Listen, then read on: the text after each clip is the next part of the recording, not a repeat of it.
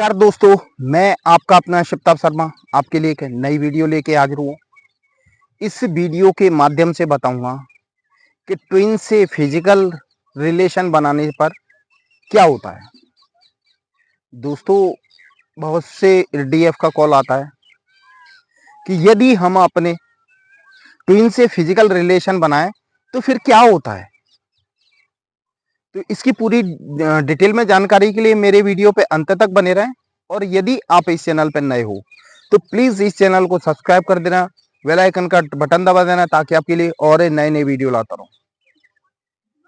दोस्तों, twin flame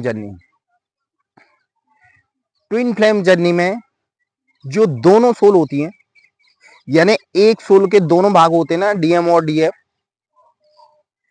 जब तक ये दोनों मिल नहीं जाते ये पूरे नहीं होते। ये अधूरा ही, इनमें अधूरापन ही रहता है। कहते ना, वो जो अधूरापन जब ही पूरा होगा जब वो अपनी ट्विन से मिल जाएंगे, जिसको रियूनियन कहते हैं। और खास करके इन ट्विन का कोई सोल पर्पस होता है, वो अपना कंप्लीट करते हैं और इस संसार में इसीलिए आते हैं। लेकिन इसके बीच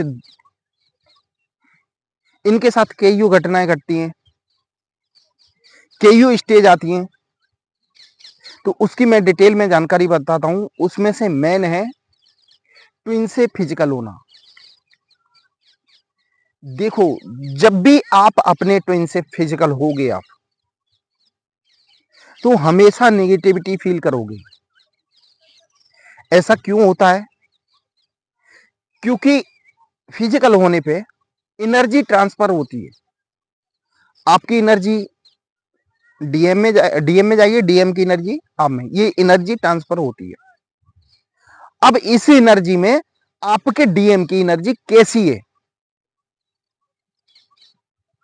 यानी वो नेगेटिव भी हो सकती है।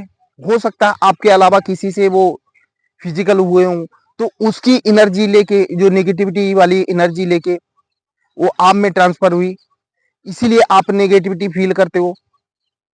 और दूसरा कारण ये भी होता है कि जो इसमें क्या, डीएनए भी ट्रांसफर होता है। तो आपका डीएनए और सामने वाले बंदे का जो आपके डीएनए है, उनका डीएनए दोनों डिफरेंट रहते हैं। जब ये दोनों ट्रांसफर होते, हो सकता है वो डीएनए आपके लायक, यानी आपको सूट नहीं करे, तो वो निगेटिविटी कहीं ना कहीं फील होती है।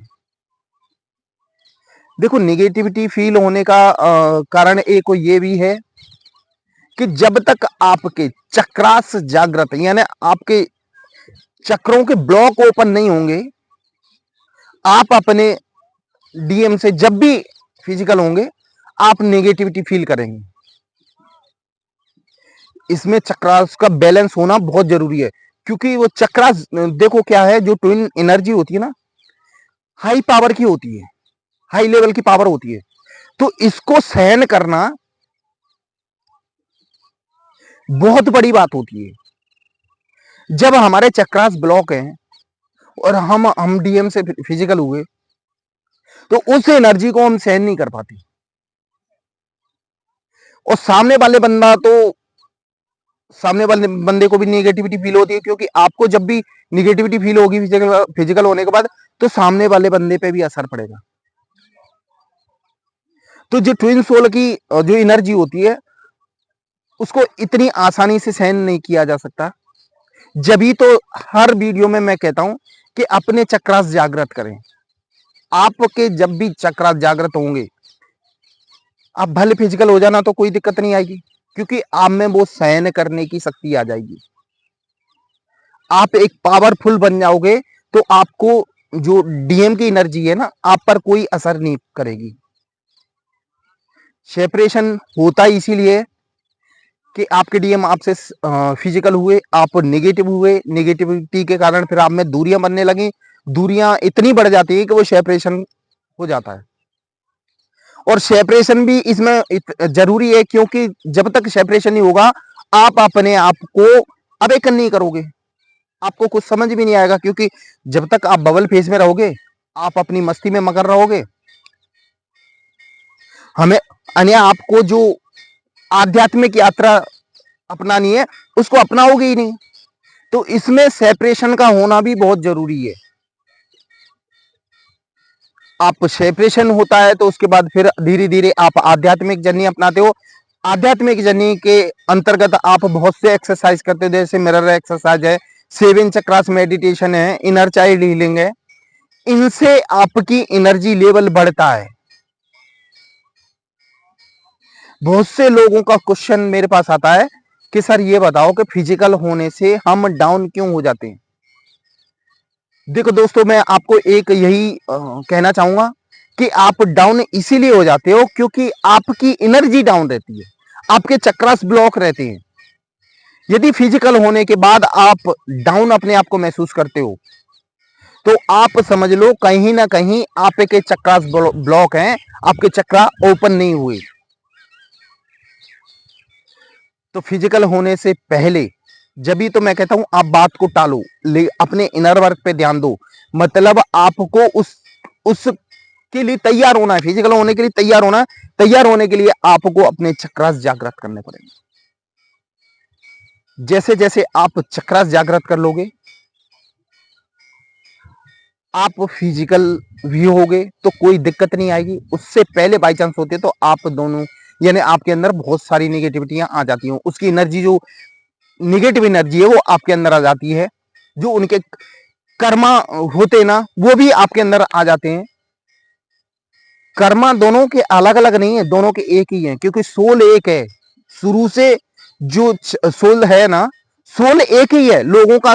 मैं जब कह रहा हूं ना कि कर्मा भी ट्रांसफर होते तो लोगों के दिमाग में यही है कि भाई उनके कर्मा हम में कैसे आ सकते हैं। भाई सोल तो एक ही है, कर्मा सोल पे होते, शरीर पे नहीं होते।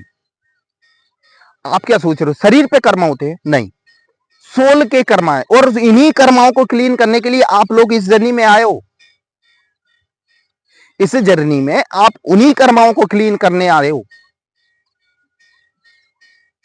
सबसे बड़ी बात क्या होती है, ज्यादातर जो ट्विन सोल होती है उनमें फिजिकल अट्रैक्शन बहुत ज्यादा होता है, बहुत ज्यादा।